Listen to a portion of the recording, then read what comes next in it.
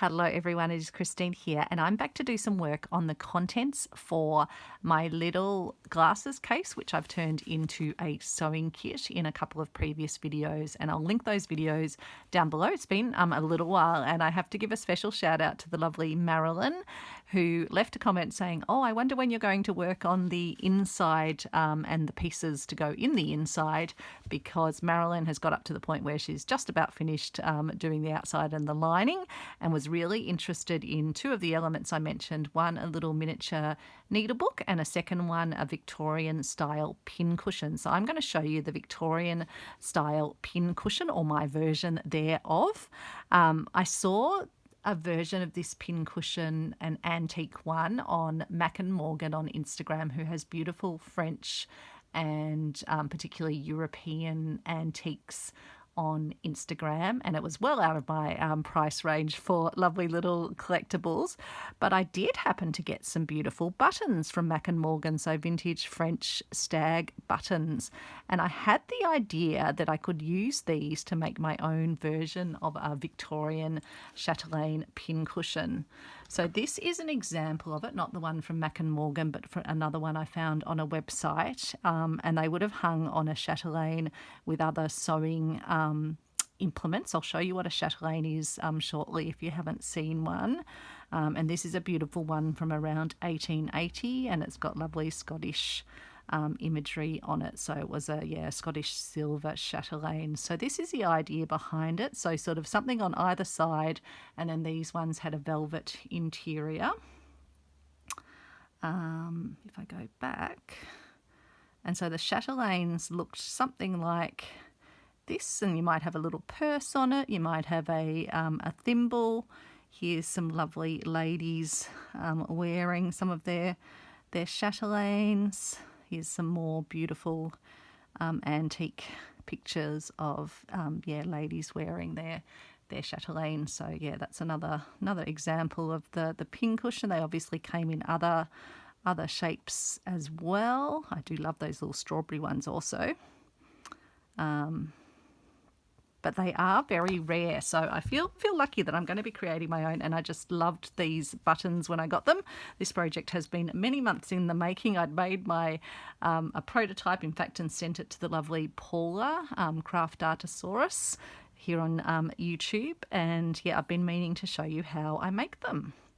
So I'll finish after I've made this one from scratch. I'll show you how I'm attaching two of these little clasps. I've had them sitting around for ages. I think I probably got them originally when I was scrapbooking. They're maybe little corners, or possibly they're for jewellery making. But just have a look what you've got in your stash. I also have some really sweet little birds in this same sort of metal design, and that's what I used, I think, on Paula's one. And then on this one, I'm going to use one of these little clasps, all these little bits, and I'm going to attach it to the top of the pin cushion. So if you want to follow along and make one of these, what you'll need is some buttons or something to go on the end. I suggest you have a look in your goodies for a button that has a shank, because that's going to help you. So some of like these sort of covered buttons, they're fantastic. If you've been watching me for a while, you've seen that I also cover buttons with crochet, so I've used these ones and covered them.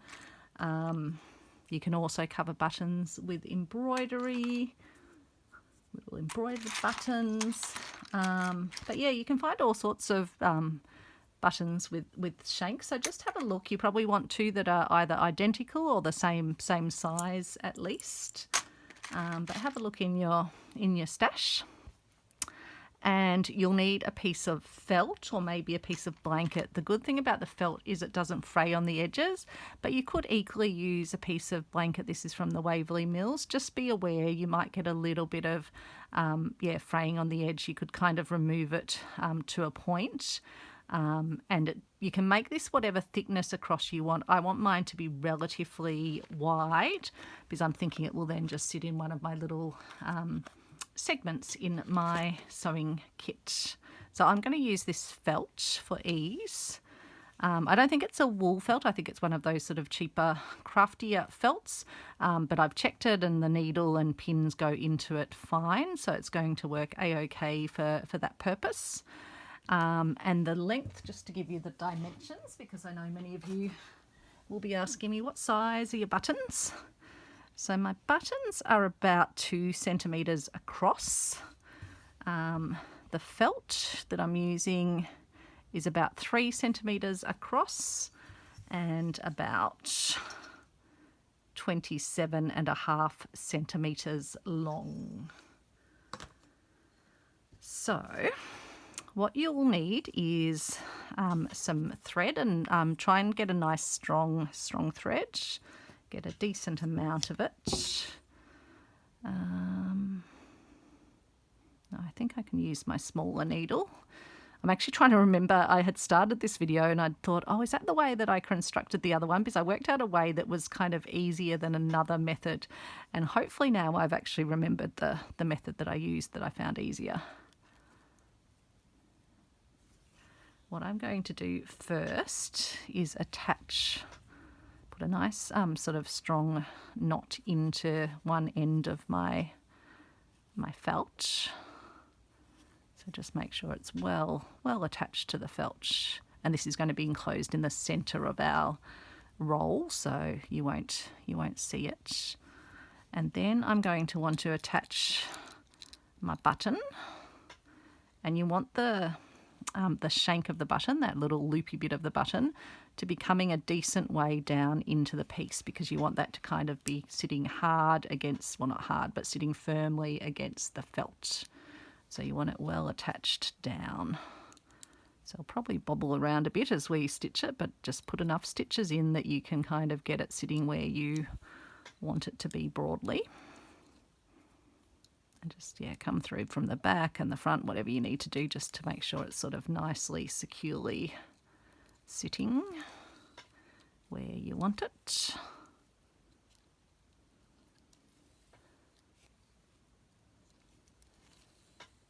I'm just putting lots of stitches backwards and forwards through. I'll just click the camera to make sure we're staying in focus. So that's now sitting pretty well, I think. And if I just want to do a test and roll my felt and just see if it's sitting wellish. So yeah, I think that's going to be pretty good. You just don't want it being too sort of bobbly or anything at that point. So give that a nice pull, and I'll probably put a little knot there as well, just so that we know that it's well secured, well tied off. If the thread broke after this point, we know that we're good on this side. So I'll put 2 knots in, and then I'll come through it again, and then I'll come down to this end and do a similar process. So again, I'll make sure I've got a good anchoring at this end of the felt. And again, I'm just indented a bit from where the edge is so that we'll have a place to anchor the shank. And then again, I'll come through my button, get the first stitch in. It's always a little bit sort of, yeah, clumsy at this stage as the button's still sort of flying around. I don't think I need to worry too much about which direction my buttons are around. I don't think if it matters if but actually they're sitting both up the same way, so I think that's fine anyway. But if your button doesn't have a design on it, then yeah, you absolutely don't need to check anything at all.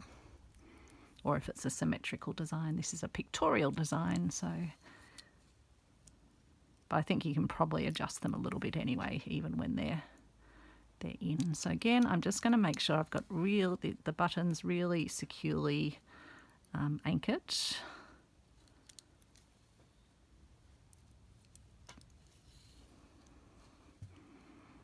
And then I'll tie this end off. So yeah, this was the easier method I found, because the other one I was trying to anchor them on once I'd done the rolling of the felt, and then it was hard to get them to sit really tightly.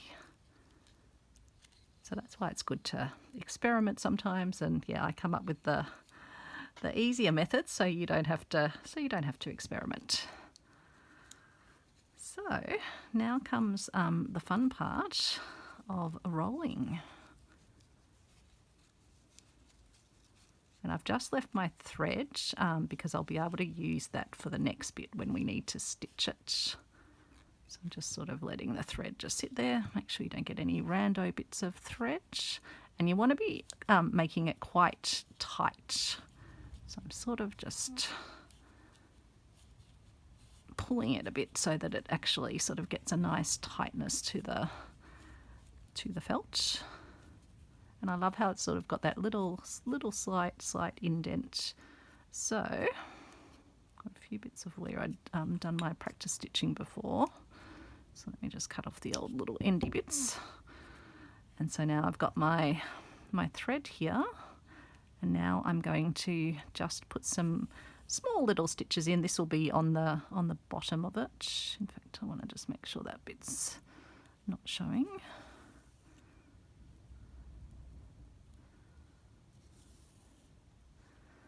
So I'm just going to do some little, very small stitches to anchor the two bits of the felt together.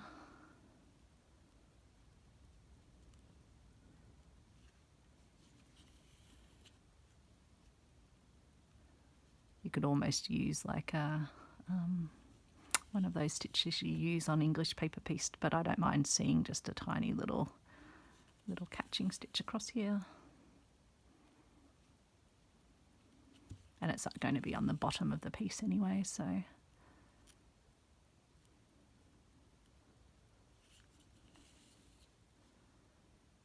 you could come back the other way and make them almost like little crosses if you wanted to.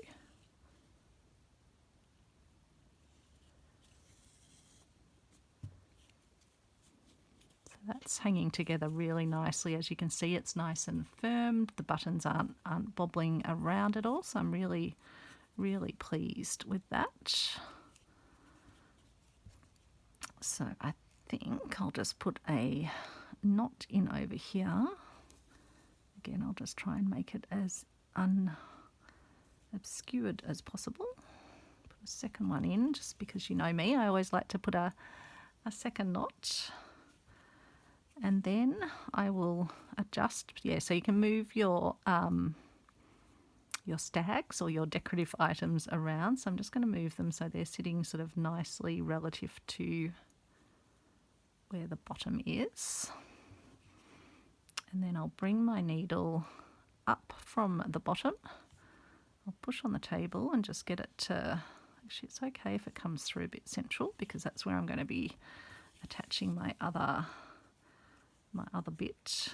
Probably need to go over to about, let's just have a look. So this is the one I'm going to use on this, and I want it to be, that's the bottom, so I'm just sort of coming up directly from the bottom to the top. So somewhere about there. So yeah, I think will actually work okay. So I'll just bring myself over a tiny bit. Great. That will be pretty good. And then I'm just going to do some stitches over the metal to hold it in place. So I'm making sure I'm going through enough of the felt to catch the felt. And I'll put plenty of stitches in anyway, just to be sure. Kind of happy if I cover the metal on both ends.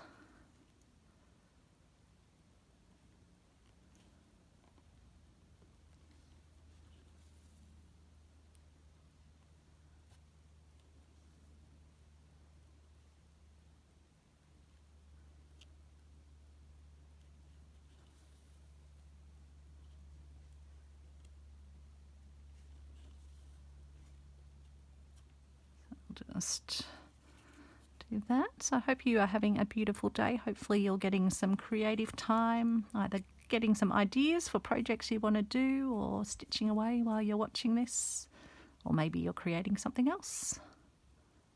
So much creative ideas and inspiration in the world, isn't there?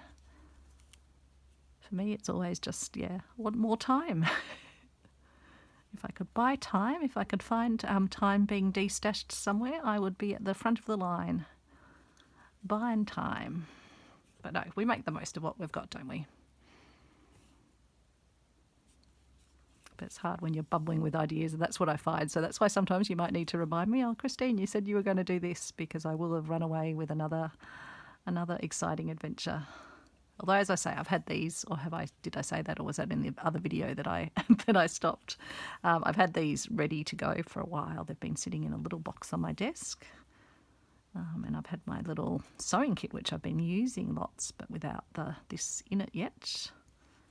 And I had made my prototype version for the lovely Paula in New Zealand. Just tap the camera again and make sure I'm in focus. Oops, that one went over the loop, which we don't want. So I'll show you, a different clasp on the other one in a moment. Oops.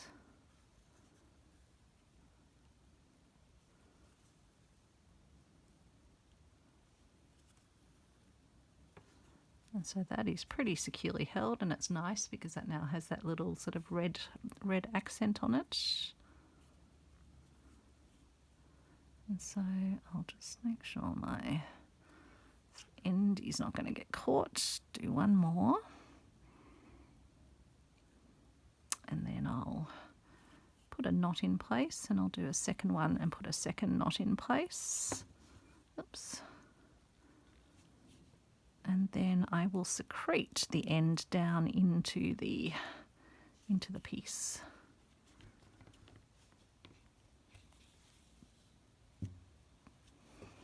And so I'll pull it a bit tighter so that the end will just bring back into the inside, give it a little rub. And so now that's a beautiful little Victorian style pincushion, and we can put our little applique pins in again, just because these might be, and let's just see if they are long enough that they would actually go through to the other side. If you really pressed it, you might get them going through to the other side, but you can just put them in on a bit of an angle if you want to avoid the risk of that.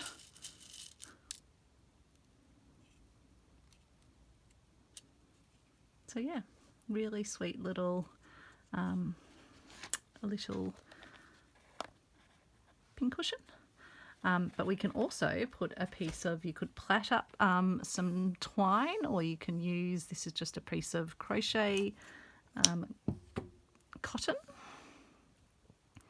I can probably even get it through just as it is.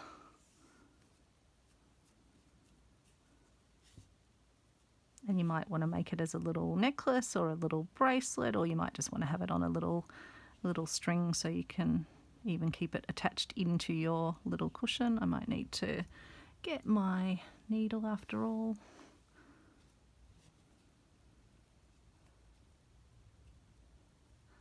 My javelin of a needle, will that go through this hole?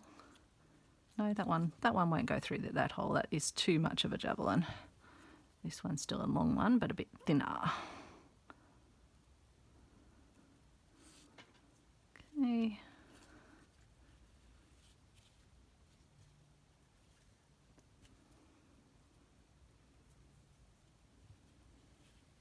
And so I've just made a loop there by passing it back through itself, and then you can make it whatever length you want it to be. So if you wanted it as a little bracelet, you could just have it like that, or you could have it hanging around your neck.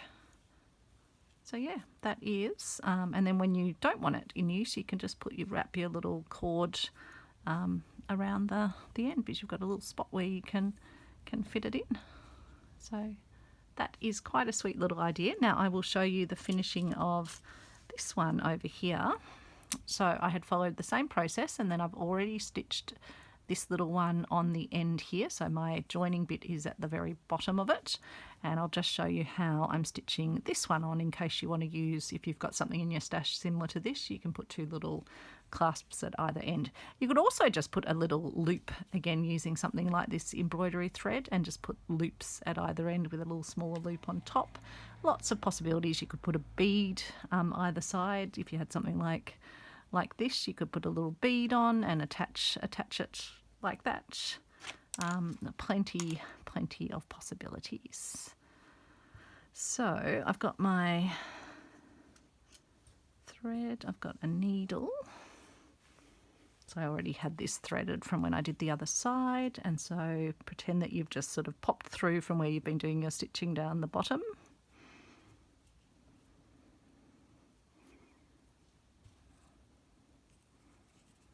And you just want to be over to where you...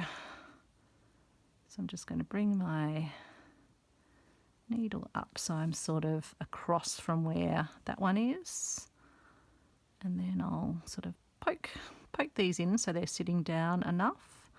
And then I'm going to come through and go through the hole. And again with these, you're just aiming to, oops, that one's moved out of its spot. We'll just put it back in its spot. You're just aiming to get it sort of tight enough so that it's going to sit semi-sturdily.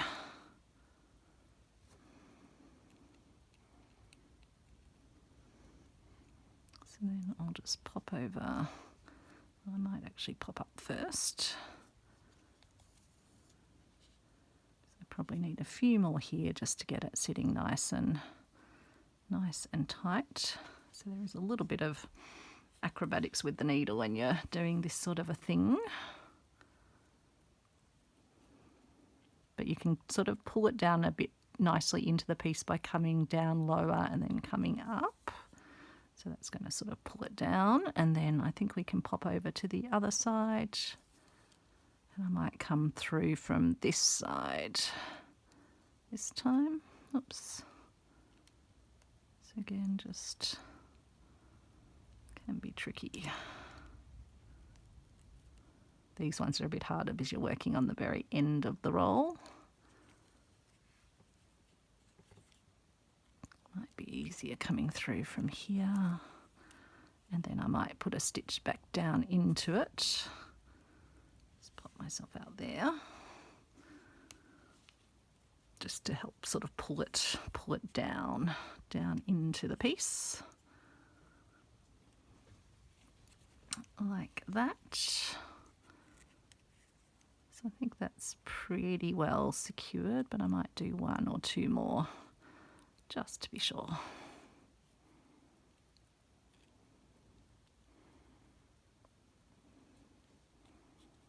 So again, going through the hole, and when I'm sort of popping back through the felt, I'm just doing a very tiny little stitch that you barely even see. So it doesn't really matter where I pop through to, because then I'm just going to do a tiny little stitch.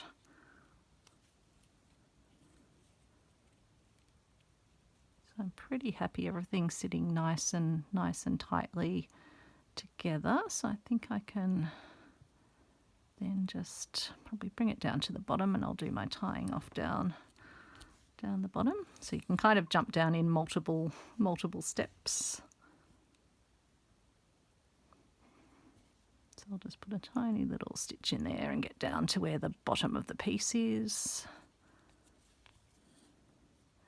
And then I'll just come over here to the edge and put my knot in. Put a proper knot. There we go. One knot, two knots, and I'll just do three to be sure.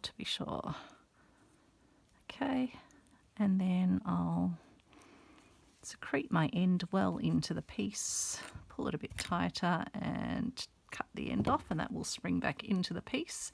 Give it a bit of a squeeze, and any of those little bits where you've popped your needle through, you won't even be able to see those. And then again, I've got this twine. This one's not as shiny as the other one. I think it's just a cotton yarn or something, but it goes quite nicely actually with the velvet, a bit more matte. Or not velvet, the felt. The mock velvet. And so with this one, you could possibly even, let's actually try that. See, I get ideas as I sit here. I'm thinking maybe we can put the other little bauble-y bell ones on to make it extra fancy. How would I want to do that? Just thinking. So if I come, oh no, this one's not going to fit through either. I'll have to go to a chenille needle, I think. Chenille needle that has a nice big eye on it, which is helpful.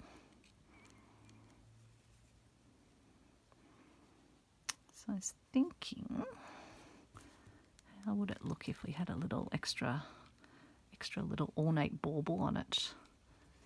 That could be quite cute.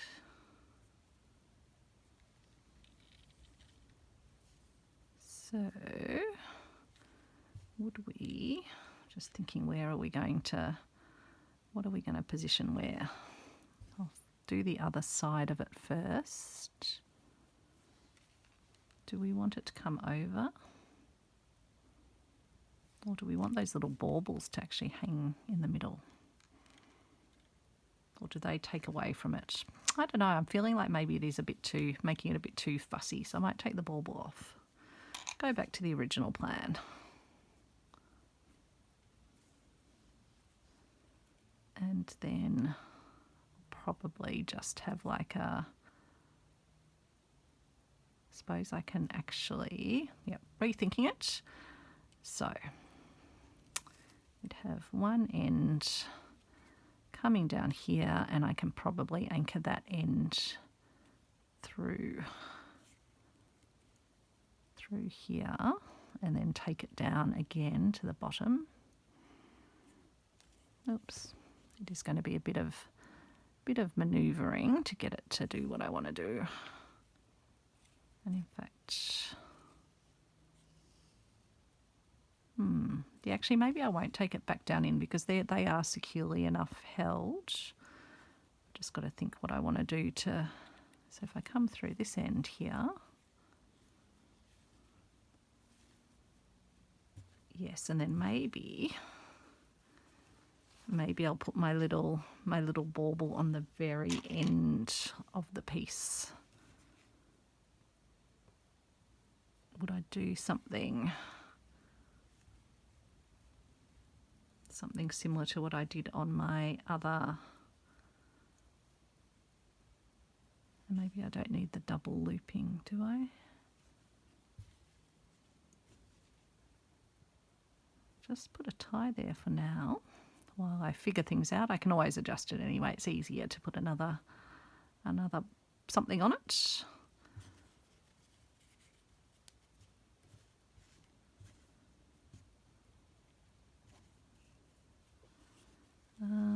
And then I could thread this end through the little bauble.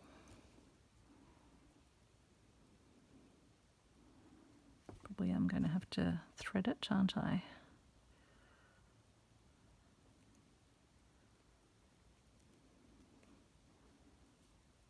See, this is just me thinking as I craft, so you're getting the full Christine experience. Might need to, might actually just cut that one because it might be easier to thread without it tied. And what am I thinking? Actually, or we could have it come across like that.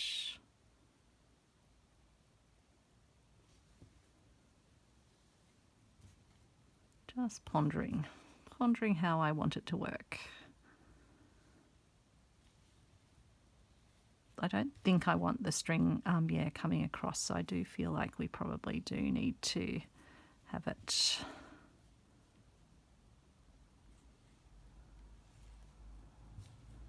looping. So I think that probably is the vibe that we want.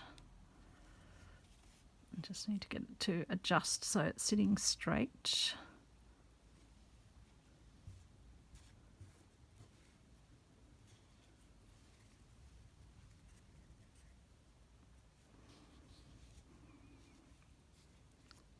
So that's pretty good.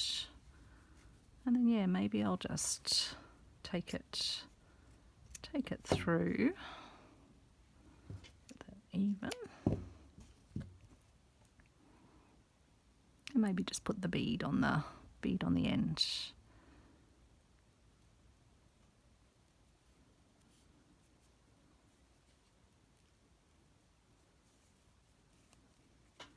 maybe this can just be a little bracelet version, and I might need to make my thread a bit thicker if I want to use it like I did on my other like necklaces ones, where I want the bead to be able to sort of, yeah, although that is actually holding there, and that could be quite cute. But otherwise, as a necklace, probably just use a thicker thread so that it will kind of catch on the loop, and you can use that as the tightening mechanism. But I think that is, yeah, a very sweet little design. Even if you had a chain, you could clip your chain through. Lots and lots of possibilities. Take that bead off for the time being. And yeah, they're a really sweet little addition to your sewing kit, whether it's one of these or some other sort of sewing kit. And how lovely to be able to pop something on and wear it, and then have your pins at the ready when you need them. And I just love these little stags. So I hope you've enjoyed that, and yeah, special shout out to Marilyn. Thank you for reminding me, and we'll come back in a future episode and make a little miniature needle book to go with this case. And I just think, yeah, it's going to be really sweet to make it super petite. This has the most beautiful fabrics, designs on this fabric from Mum and Son Fabrics that I got from the lovely So Be Curated. I think she sold out so quickly. I've seen she's had some other Mum and Son fabrics and they've been selling out equally quickly, but I absolutely love it. So thank you for watching, and stay tuned for this project, and stay tuned for lots of other exciting projects, including the collaboration that my lovely friends Sally and Christy and I are doing at the moment of whimsical wearables. So Sally's video is out now and Christy's will be out next week. We've got lots of ideas. This hasn't come from this project, even though it is almost a wearable. This was a long-running idea that, thanks to Marilyn, I have finally materialised on video. So take care, everyone, and have a lovely day or a lovely evening. Bye.